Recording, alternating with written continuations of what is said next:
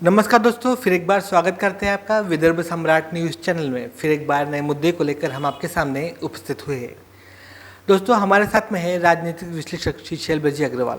Sir, आपका फिर एक बार विदर्भ सम्राट न्यूज़ चैनल में हार्दिक स्वागत है।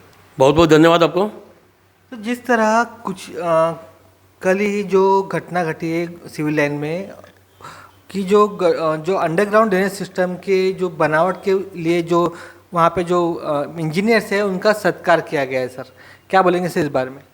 मैंने भी देखा, व्हाट्सएप में देखा, मैंने पेपर में भी देखा। मैंने पूरे गोंदिया शहर का पोस्टमार्टम कर दिया सड़कों का।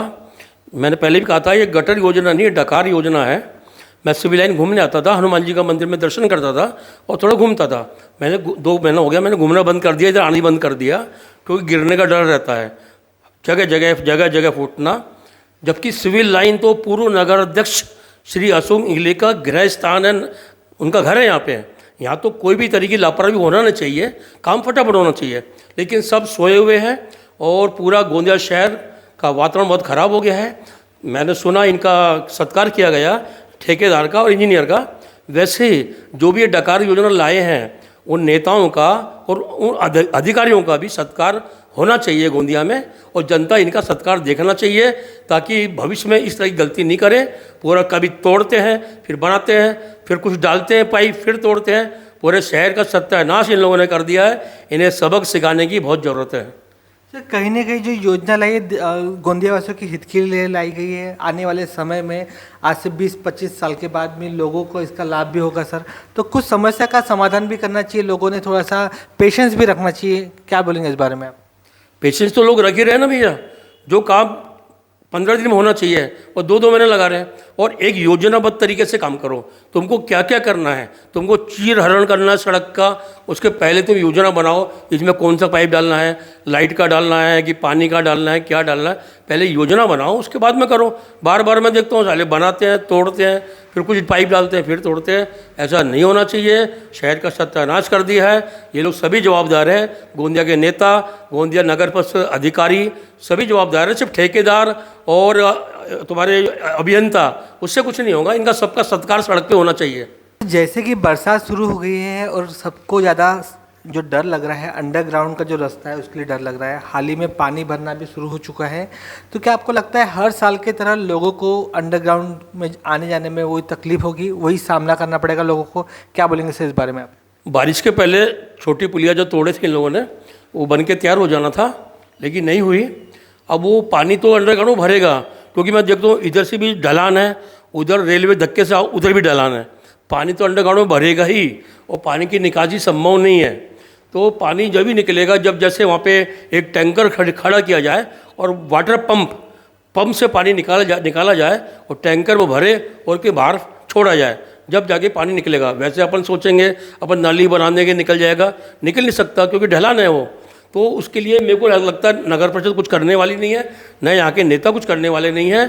गोंदिया शहर के विकास के लिए, गोंदिया शहर की समस्याओं के लिए जो समाज सेवी संस्थाएं हैं, जो स्वयं सेवी संस्था है, उनको आगे आना चाहिए। उनको कुछ तो भी करना चाहिए वहाँ पे पानी की निकासी का साधन, क्योंकि नगर परिषद के भरोसे, नेताओं के भरोसे मुझे नहीं लगता कुछ होगा ऐसा, क्योंकि पानी तो भरेगा ही। वहाँ पे निकासी होना चाहिए। उसकी निकासी का तरीका वही है, वाटर पंप लगाओ, उसे पानी खींचो, टैंकर भरो, उसको छोड़ के आओ। जब वही एक साधन है, और जब तक के जल्दी से जल्दी पुलिया का निर्माण हो। सर, 21 जून को हाल ही में योग दिवस मनाया गया। हमने देखा कि अधिकतम योग दिवस के उपलक्ष्य में जो लोग आए थे वहाँ पे, उसमें 80% लोग सरकारी कर्मचारी थे और कुछ लोग ऐसे थे जो पॉलिटिक्स से रिलेटेड, जो पॉलिटिशियंस है वो लोग आए थे। लेकिन आम पब्लिक यहाँ दिखी नहीं सर। इसके अलावा से योग दिवस एक दिन से लोगों का योग रोग दूर कर देगा क्या सर? कहीं भी योग सिखाने के लिए स्कूलों में भी मुफ्त योग प्रशिक्षण केंद्र नहीं है सर। क्या बोलेंगे इस बारे में? योग जो है निरोगी रहने का एक सस्ता साधन है, निःशुल्क साधन है निरोगी रहने का। लेकिन जनता में कोई आकर्षण नहीं है, क्योंकि रोज़ तो क्लास लगती नहीं है। रोज़ क्लास लगना चाहिए। और दूसरा, योग में जो देखा, जो संपन्न लोग हैं, जो खाए पिए लोग हैं, वही करते हैं। बाकी 90% जनता देश की और रात दिन बेचारी योग करती है। सुबह से रात तक के अपना रोजी रोटी के साधन जुटाने के लिए घूमती है, परेशान होती है, तो वो उनका दिन भर योग चलता है। ये जो योग करते हैं, ये मेरे को ऐसा लगता है दिखावा है। ऐसे योग से कोई होने जाने वाला नहीं है कि साल में एक बार कर ली है, इससे कोई होने वाला नहीं है।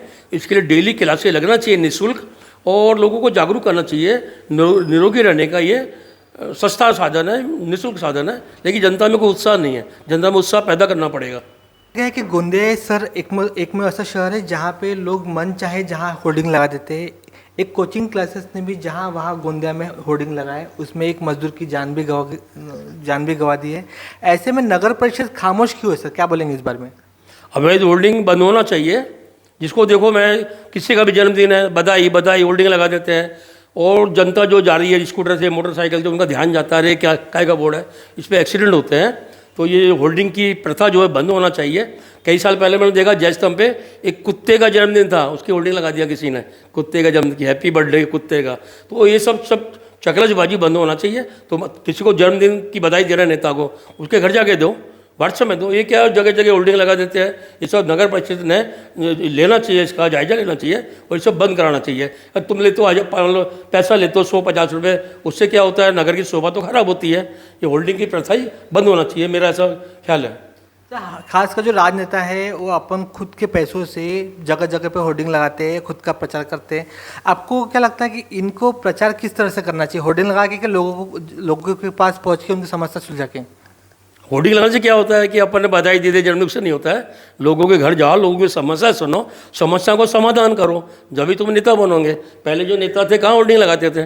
डॉक्टर वाजपेयी थे गोंदिया में, मनोहर भाई पटेल थे, हरिहर भाई पटेल, भाई दामोदर अग्रवाल, बहुत लोगों को हमने देखा है यहाँ पे। होल्डिंग का काम नहीं था। ये आधुनिक नेता होल्डिंग लगवा रहे हैं अपने चेले चपाटों से, और ये गलत प्रथा है, ये बंद होना चाहिए। विदर्भवादी नेता कहने वाले आशीष देशमुख जी अभी हाल ही में बीजेपी उन्होंने ज्वाइन की है। उससे पहले विदर्भवादी नेता कहकर विदर्भ के मुद्दे पे उन्होंने चुनाव लड़ा था, लेकिन इस तरह से बीजेपी ज्वाइन करके विदर्भ का मुद्दा तो वो भूल गए सर, क्या बोलेंगे इस बारे में? आशीष देशमुख जी को जहाँ तक मैं जानता हूँ, ये शुरू से धोखेबाजी का काम करते हैं ये लोग। पहले विदर्भ आंदोलन में थे, फिर कांग्रेस में चले गए, फिर देखा साला भारतीय जनता पार्टी में चले गए, वहाँ से जीत जाएंगे। अपने चाचा अनिल देशमुख के खिलाफ चुनाव लड़े, काटोल से चुनाव जीत गए। भाजपा ने उनको मंत्री नहीं बनाया, वो मंत्री बनने के चक्कर में थे। उसके बाद में चुनाव आने के पहले इन्होंने भाजपा छोड़ दिया, कांग्रेस में चले गए। मुख्यमंत्री के खिलाफ चुनाव लड़े देवेंद्र फडणवीस के, ताकि मुख्यमंत्री को हरा देंगे और अपन हीरो बन जाएंगे, बने तो बन जाएंगे। तो फिलहाल हो गए। उसके बाद में फिर कांग्रेस में गए, कांग्रेस ने इनको निकाल दिया। फिर ये प्रशांत किशोर को बुलाया इन्होंने बिहार से। कैसे बुलाया, ले दे के बुलाया, कैसे बुलाया?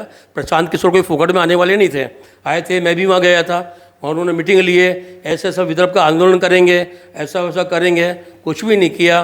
फिर उन्होंने तुम्हारे कांग्रेस का जो राष्ट्रपति का चुनाव लड़ा था तुम्हारे, फिर वो घूमे। फिर अभी देवेंद्र फडणवीस ने उनको ले लिया। तो यानी कुल मिला के जो अपने स्वार्थ के लिए बार बार पार्टी बदलते हैं, वो तो बेशरम है, लेकिन उनसे ज़्यादा बेशरम वो है जो इनको अपनी पार्टी में लेते हैं। राजनीति राष्ट्र की सेवा और मानव कल्याण के लिए होना चाहिए। अब बीजेपी ने उनको लिया, बीजेपी को मालूम है ना किस लिए आए ये, तो इनको नहीं लेना चाहिए ऐसे लोगों को। जो तुम्हारे वरिष्ठ लोग हैं, जो तुम्हारे अपने घर में बैठे सिद्धांतों की राजनीति करने वाले, उनको हम पूछते ही नहीं हो, और नए नए लोगों को आते हो, आया राम गया वालों को लेते हो। इससे भाजपा क्या चुनाव जीतने वाली है क्या? उनको क्या लगता है हम चुनाव जीत जाएंगे ऐसे लोगों को लेके? ये गलत सोच है उनकी। सर मैं कभी यहाँ चला, कभी मैं वहाँ चला, ऐसी राजनीति हो रही है। ऐसे में भाजपा जो है सभी पार्टियों को, जो विपक्षी पार्टी जिनका विरोध करते थे, उसको भारतीय जनता पार्टी अपने पक्ष में ले रही है। सर ऐसे में जो कर्मठ है भारतीय जनता पार्टी के, वो नाराज़ नहीं होंगे सर, क्या बोलेंगे? नाराज़ वही ना, तभी तो धूल चटा रहे हैं इनको। पहले भंडारा जिला जब था, 9 में से 8 विधानसभा में भारतीय जनता पार्टी जीतते थे।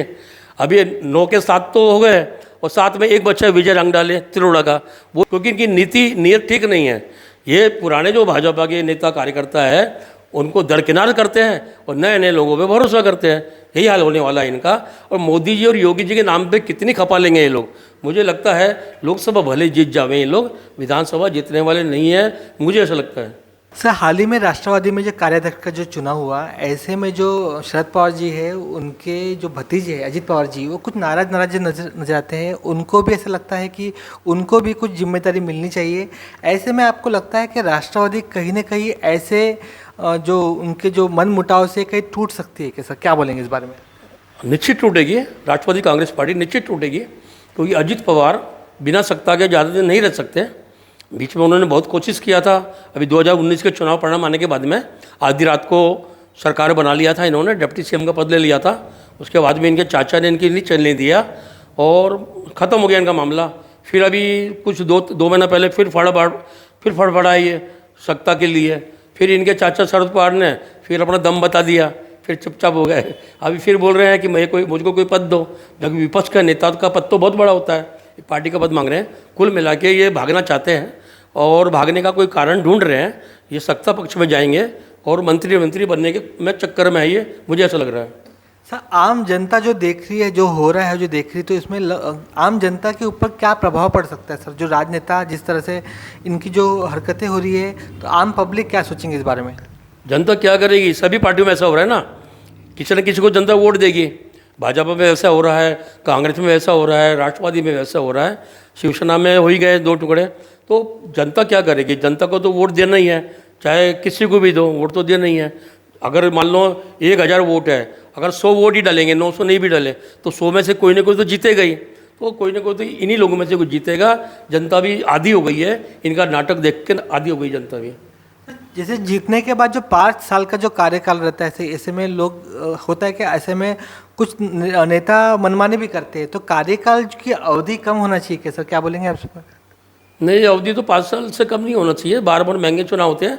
मेरे सोचना है चुनाव लगे तो 5 साल के बदले बढ़ा दो, कार्यकाल बढ़ा दो, लेकिन बार बार चुनाव एक साथ हो। पूरा लोकसभा, विधानसभा, नगर पालिका, नगर पंचायत, जिला परिषद, सब चुनाव एक ही हो। क्योंकि देश का अरबों रुपया चुनाव में लगता है। वो बोझ किसके पे पड़ता है? जनता पे पड़ता है। सरकार किससे लेगी? जनता पे टैक्स लगाएगी। बार बार चुनाव नहीं होना चाहिए। अभी जैसे 5 राज्यों में चुनाव होने वाले हैं दिसंबर में, मेरा तो सोचना है कि 5 राज्यों के साथ में लोकसभा के चुनाव भी हो जावे, क्योंकि फिर अप्रैल में होंगे। अप्रैल में भीषण गर्मी पड़ती है, उससे अच्छा दिसंबर में ही हो जावे 5 राज्यों के, या दिसंबर को पोस्टपोन कर दो 2 महीना, जनवरी फरवरी में कर लो, लेकिन एक साथ करो। 5 राज्य की विधानसभा और लोकसभा एक साथ करना चाहिए, ताकि अरबों रुपए का जो खर्च पड़ता है उससे देश की बचत हो सके। हाल ही में मोदी जी जो अमेरिका में गए, उस लोगों का जो है बहुत अच्छा रुझान रहा वहाँ पे अमेरिका में। जो लोग बोलेंगे इस बारे में? हमारे प्रधानमंत्री श्री नरेंद्र मोदी जी ने देश का मान बढ़ाया है, सम्मान बढ़ाया है। पूरी दुनिया में उनकी जय जयकार हो रही है। मुझे मालूम है, जब हमारे मनमोहन सिंह जी प्रधानमंत्री थे तो अमेरिका से शिकायत करने गए थे पाकिस्तान की, तो पंजाब का पाकिस्तान के जो प्रधानमंत्री थे नवाज शरीफ, उन्होंने हमारे प्रधानमंत्री को देहाती औरत कहा। तो हमारे पूरे देश का मान सम्मान को कुठाराघात किया, ठेस पहुंचाया वहाँ के प्रधानमंत्री नवाज शरीफ ने प्रधानमंत्री को देहाती औरत बोल के। तो आज किसी की हिम्मत है क्या कोई हमारे प्रधानमंत्री के खिलाफ ऐसा बोल देवे? तो हमारे प्रधानमंत्री ने पूरे संसार में हमारे देश का मान बढ़ाया। आदमी किस लिए जीता है? पहला पेट भरने के लिए, दूसरा सम्मान के लिए। पेट तो जानवर ही भर लेते हैं, तो आदमी को सम्मान होना। प्रधानमंत्री हमारे देश को सम्मान दिला रहे, हमारे लिए गौरव की बात है। धन्यवाद सर।